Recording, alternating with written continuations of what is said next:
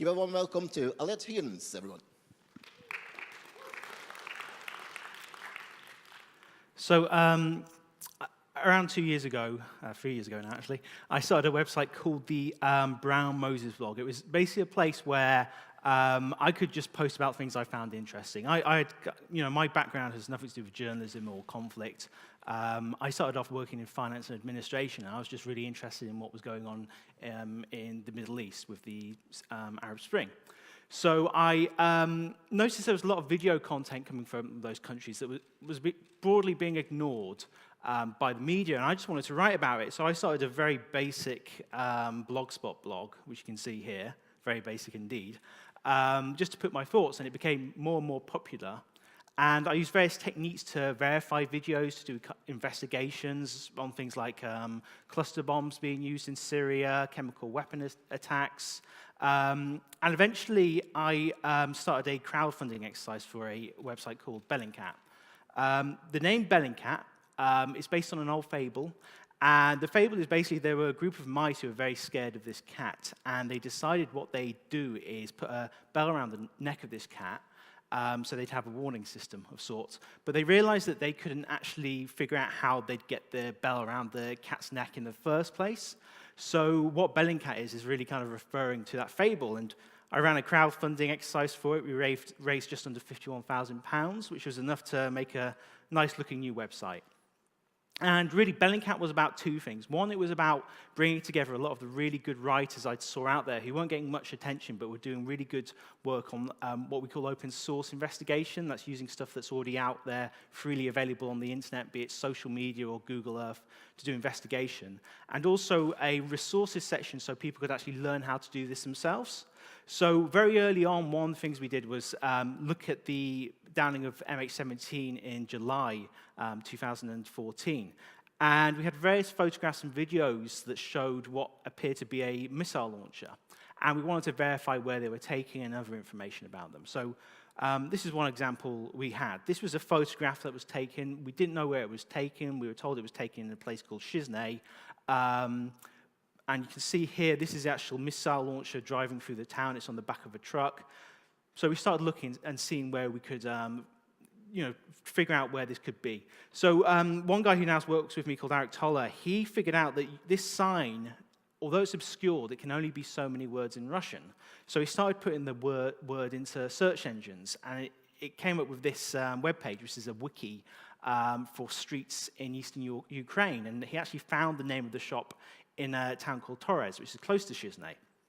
And he had a partial address. So he put the shop name and the partial address into Google again, and he came up with this. This is a court document about a fight that happened in the shop. And from this, we actually were able to get the full address, and that points to this location in Torres. But we couldn't say this was definitely the right place, so we wanted to be 100% sure. So we're looking at the image again.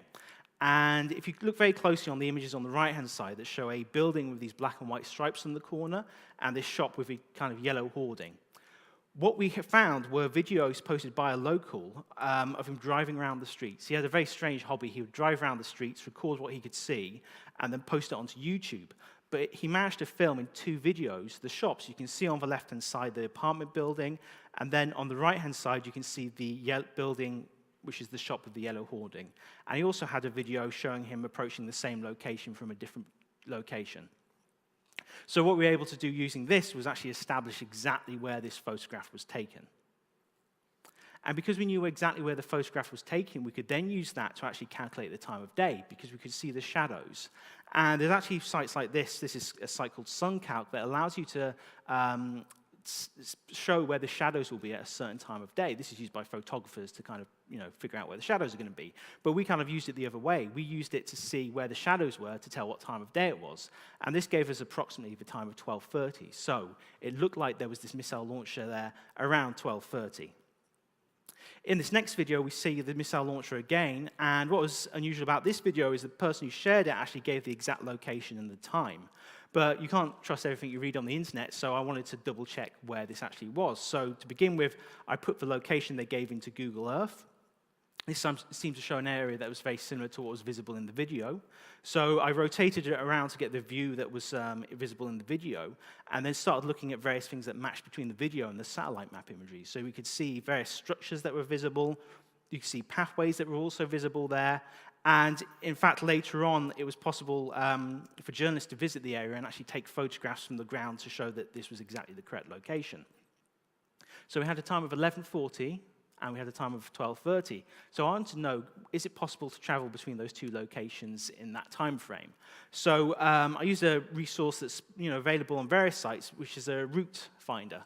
This is the RAC route finding website, and I merely put in the address, the two addresses, and it gave me a travel time of about 35 minutes. So that fit clearly with the time frame. This next video was taken in the town of Shiznay, and this shows the missile launcher. Now it's dismounted the truck and it's driving south out of the town. And again, I wanted to find the exact location, so I actually put a call out on Twitter to say if anyone could find this. And within 10 minutes, I had about 15 different replies. And they all pointed to this location. And the reason is this, it's quite an unusual road because you have 2 lanes and there's trees in between it. And we can actually match the trees that are visible in satellite map imagery to what's on the road. We can also show there's roads coming from the east that have a tree in between them. And there's also a red roof building there as well. You'll also note it's filmed from a very high vantage point. And what we were able to do then is say, okay, where is the camera location? And it was clear that at the top of that road, there was actually apartment buildings that this could have been filmed from. This following video was actually posted by the Ukrainian SBU, and this is what they claim to be the missile launcher on the truck again, this time driving towards Russia. And what's very significant about this one is now this is actually missing a missile from the top of it. There should be 4 missiles, but there's only 3. So this strongly suggests it's post-launch. And if you compare it to the truck that was seen earlier, you can see it's the same truck that's transporting it.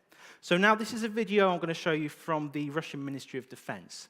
And the Russian Ministry of Defense gave this presentation on July 21st, talking about this video.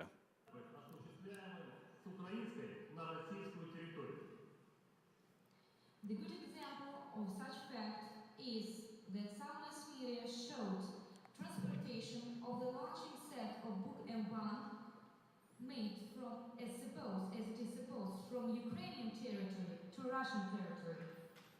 Налицо явная подтасовка материалов. We can clearly see the facts juggled. Снимки производились в городе Красноармейске, что подтверждается находящимся рядом с дорогой баннером, на котором указан адрес автосалона на улице Днепропетровская, 34. So what he's pointing out there, he's saying in the video, the sign actually says something that shows it's in Ukrainian government-held territory, not separatist territory. He's claiming the text on the sign says this address, and this address is a car showroom in government-held territory. But that's a lie, and it's a provable lie. What happened shortly after this video was published, the Euromade in PR Twitter account, which is pro-government, posted this as the location. They said this is where it was filmed. They posted this image, which was taken from Yandex Maps Street View imagery, saying this is the exact location. And there's certain elements that match. For example, the post that's visible in the video appears to be visible in this Street View image. But the thing is, this sort of thing isn't unique, so there needs to be other ways to confirm this is the correct location. So one thing that was discovered was there's actually a site where they have traffic cameras in that town. And the thing is, they'd turned these cameras off several days earlier, but what they hadn't done is remove the preview imagery. So what we actually had is an image, which we could get from the website, that actually showed the same location. And you can see there's certain elements that match. For example, we can see the same billboards there. But again, we need to have better evidence of that. Billboards can be the same all over the place. So we found another thing. This is from Street View, again from Yandex Maps. And you can see this building that's got a red roof and a silver chimney, and the building to the right that's also got the same roof. And you can see that's visible in the background. Also, what was interesting is in the very start of the video, you can see a window frame, which shows this was filmed from inside, and there just happens to be apartment buildings just to the west of the location. What happened then is a local person actually went out with a camera and posted these photographs on their live journal of that location. And it was then possible to get very high-quality images to compare them. So here we have the same lamppost again. You can see it's identical. The curve of the road, where the pattern of the grass is also identical, but most importantly, the billboard. And you can see the billboard's identical. It has to be the same location. So this is what the Russian Ministry of Defense claimed on July 21st this billboard said. And this is actually what it said. It said something completely different. So it was possible to prove the Russian Ministry of Defense was lying in their July 21st press conference. What was also interesting is when some journalists visited this location later on, this sign had actually been vandalized to pull that part of the sign off. There was actually another lie told in that press conference. So they presented this map of what they claimed was the flight path of MH17 and showing how it had been diverted off course.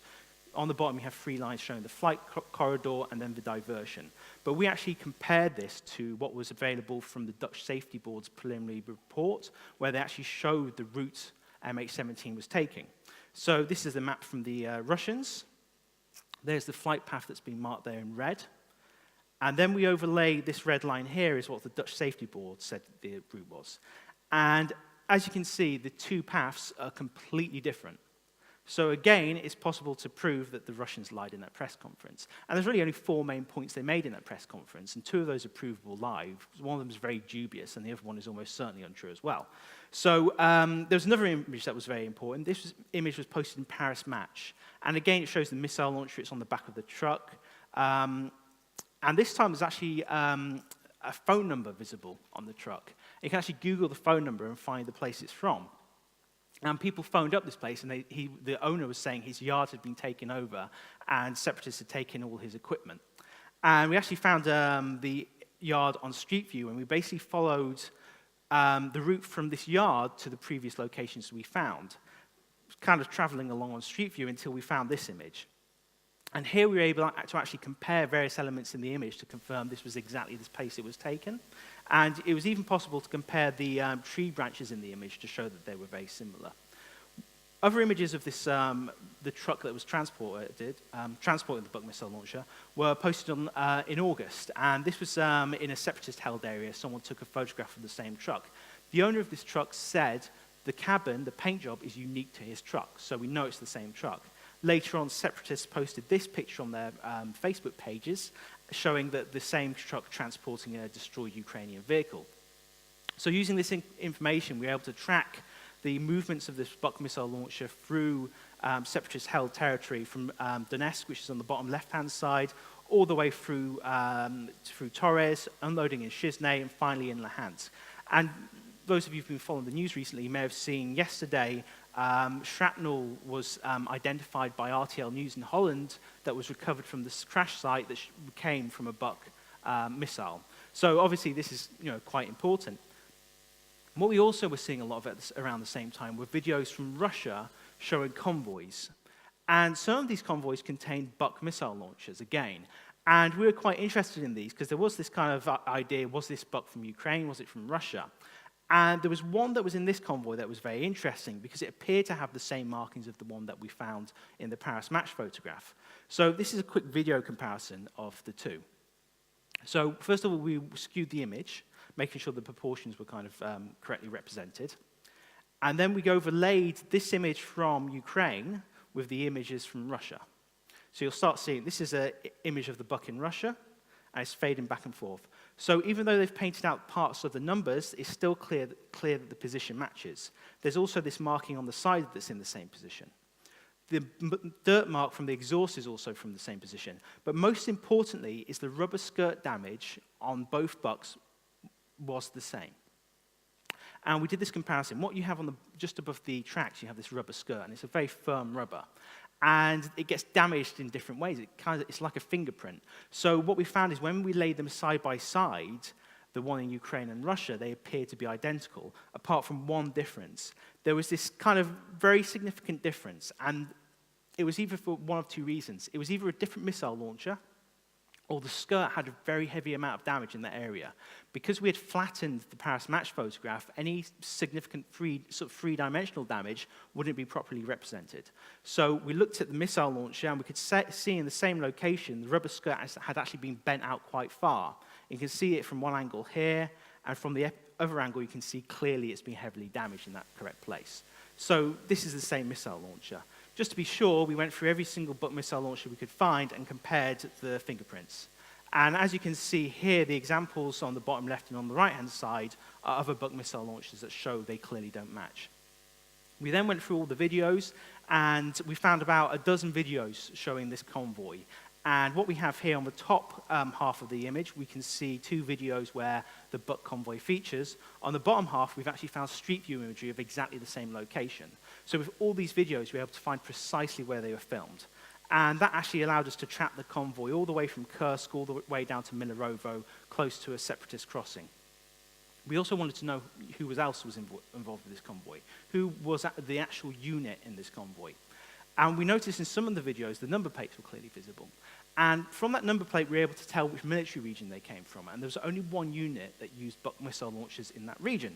So we started searching through social media accounts of soldiers in that unit. So here's a typical soldier from the Russian military in that unit. And he posted an image on the right-hand side, which is the same truck that was in the convoy. So we had this link between the unit. We just wanted to confirm he was definitely in the unit we thought he was. So here he is on their parade ground. If you note the missiles in the background, you can actually see the missiles on the satellite map imagery. And other elements prove that this was the same unit. We also had other people in the unit posting videos of themselves and images of them in the convoy. So one guy posted this photograph on his Instagram account showing him in the convoy, and it was possible to match the number plate that was visible in it with a number plate of one of the videos of the convoy. We also had these guys who took a photograph of themselves on the bus that was being used to transport them, and you can see there's a guy behind him fast asleep, and on one of the videos of the convoy, you can actually see the guy asleep in the window of the bus. So what we were able to track these vehicles, and then we had the idea of, if we can track these, why can't we track more vehicles? Because there was lots of claims of Russian vehicles turning up in Ukraine. So using a platform called CheckDesk, we started tracking vehicles. We looked for social media postings where people were saying, I've seen this vehicle. People started contributing stuff to the site. We verified what we could, and we were able to create a map of it. So the great thing about CheckDesk is people can submit stuff, and you can have this open conversation about where this was filmed, and it's very clear and transparent. Now, what was very useful is some of these photographs were people in the street taking photographs. Some of them were from people like this who were kind of useful idiots. This is Graham Phillips. He's someone who was filming a lot of stuff with the Russian separatists. And what he managed to film here were T-72 tanks. And these are a very specific kind of T-72 tanks, T-72B3. B3 refers to the modifications that have been done, and these modifications are unique to Russian tanks. These are not done in Ukraine. So these tanks he filmed are Russian tanks. So thanks to that, we've been able to build up this map on a site called Silk. And Silk is a great site because what you can do, you can create a database of information, and then anyone can go in and use visualizations from that database. They can display it as a map, a pie chart, anything they want. You can embed those visualizations, and people can copy those visualizations and change them without changing the main data set. So it allows this information to be very shareable. But what we were able to find were vehicles that were inside Russia and match them to vehicles that later appeared in Ukraine.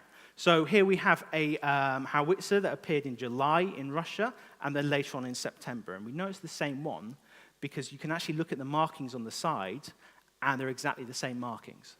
Another example, a BMP-2 that was also seen in Russia, first in August, then in February 2015. Hopefully, they've written on the side of it so we can really clearly match it's exactly the same vehicle. And kind of one thing we do, we also look at kind of the camo markings and stains and stuff like that to see if they're the same. So by using this, we were able to prove once and for all that this was definitely the same location and the same vehicle. So we managed to collect a huge amount of information showing that Russia had been sending vehicles from Russia into Ukraine. And something else we did, we looked at Google Earth, and a contributor to the site, he had started his own blog up, and he came to me and said, I've been doing this blog where I've been looking for craters in Google Earth in Ukraine. And he had dozens and dozens of these sites, and I thought that's the kind of obsessive attitude you need to be successful in this area. So I kind of invited him to I have a group of volunteer investigators now, and we kind of discuss ideas. And he came and showed off what he did. And one of our group, Timmy Allen, came up with the idea of marking each crater using crater analysis techniques used by the US Army.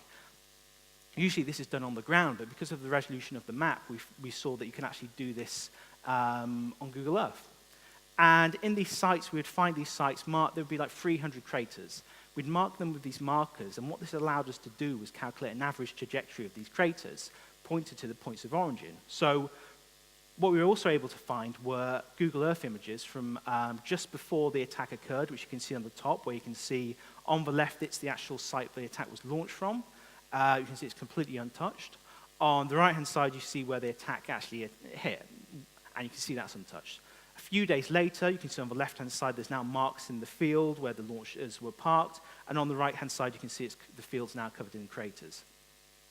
So this is a close-up of where the attack was launched from. This is inside Russia, and you can see that there's clearly markings where the vehicles have been. You can see the burn marks behind the vehicles, and you can see the tracks where they've been traveling to the attack site, then back into Russia. And by doing these calculations, we were able to establish that the trajectory of the attack pointed back to the launch site, and the direction of the burn marks pointed back to the crater site. So we were able to show here that the attack had come from inside Russia into Ukraine. And these attacks were very important because what had happened at this period, the Ukrainian separatists were losing. And they were being pushed very close to the border. And then all of a sudden, they started having a lot of military victories. They started having a lot of artillery attacks backing them. And there were dozens of these artillery attacks reported. Another much larger attack happened here. This is a small part of a crater field where there's about 800 craters. And again, we went through and marked every single crater. But here we had something a bit different because you have these markers here. Each color represents a different direction the attack came from. And what we were able to do is each of these lines represents a point of origin for these craters. There are 6 different attacks. 5 of these attacks point to locations inside Russia where there were burn marks and signs of artillery launches. 2 of them pointed to this location. And what was very interesting about this location inside Russia is you can see the burn marks on the ground again and the activity, but people filmed the launches as they were happening. So here you can actually see multiple rocket launcher fire from Russia into Ukraine. But how did we actually prove that was coming from Russia into Ukraine? Well, first of all, we started off by looking at each of the videos and doing something called geolocation, as we did with the videos of the Buk missile launchers, finding the exact location where this was taken. This example here was particularly interesting because it took us a very, very long time to figure this one out because we had the location and it looked like the guy was in a building filming.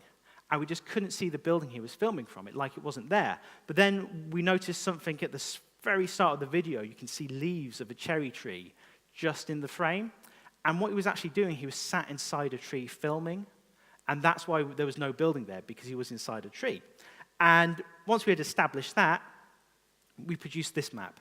And what you see on the left-hand side are the trajectories coming in from the artillery attack, and all these lines represent the point of view and what we can see. And all the lines showing the point where the artillery attacks were coming from that we geolocated just happened to cross exactly on top of the spot where the launches were seen. What we also had, which was very interesting, were posts like this. And this is from a local social media site for the town. And this is the moderators warning people not to give away information. So what they're saying is stop giving away information. What do you guys don't get? No one will believe you. You are giving away straight proof that Russia is attacking Ukraine. Delete it, please. Think with your head. And people kept posting videos. So someone else posted, close the topic, and those idiots who are putting videos online, complete fools. Why are you adding these?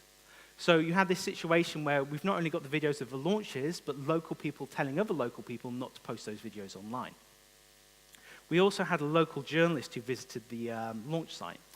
And she found lots of these strange red caps on the ground.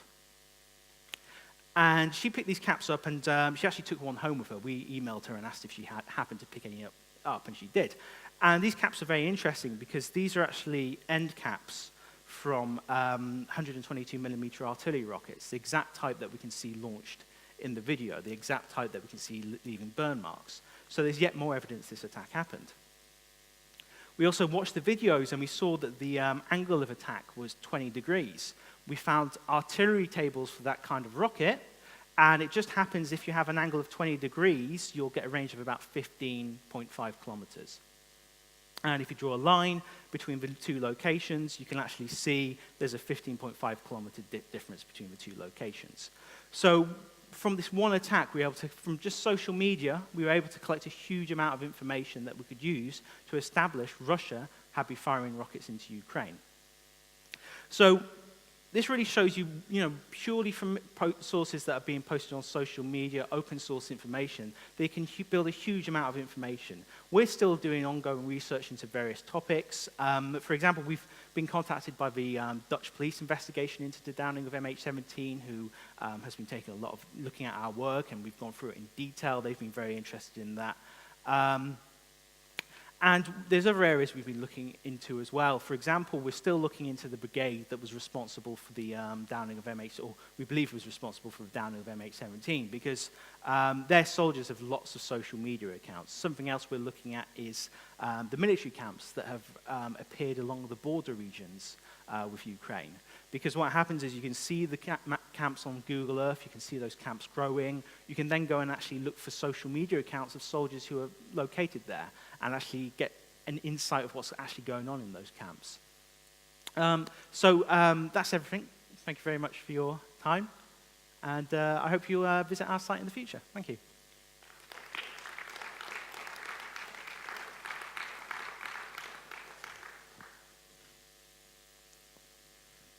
Thank you very much. I think tomorrow you will do a workshop as well.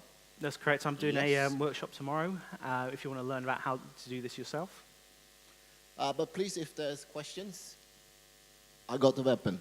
So, anyone?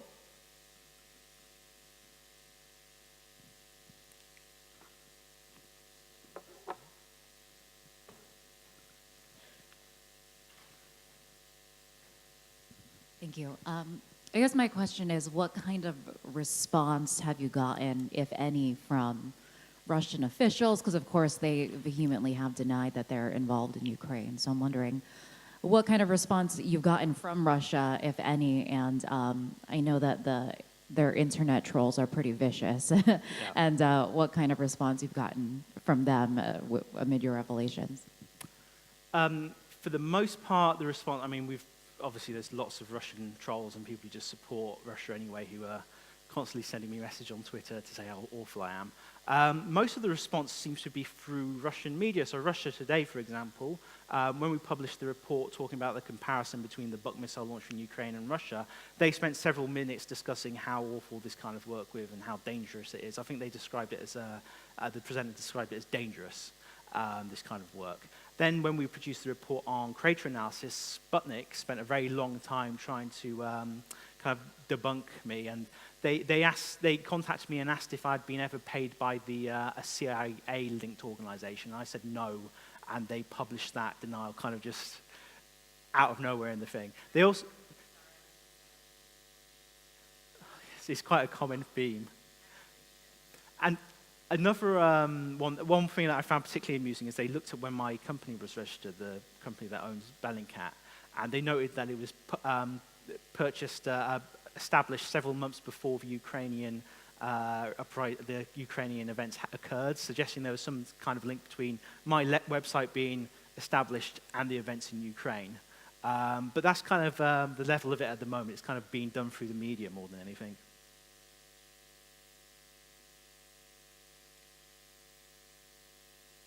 Someone down this end.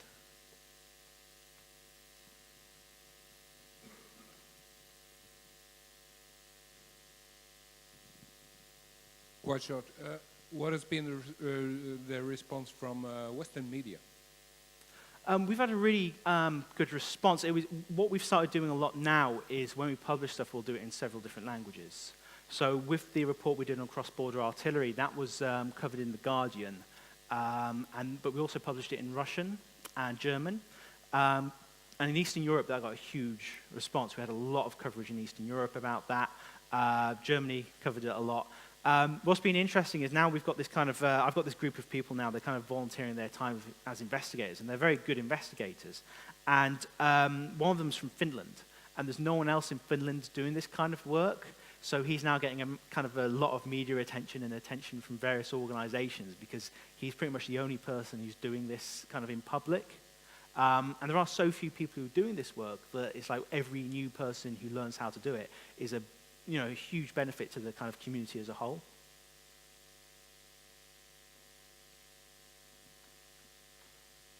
Any other questions? If not, we're going to say thank you to Khaled for now and see you again tomorrow. Thank you. See you tomorrow. Thank you.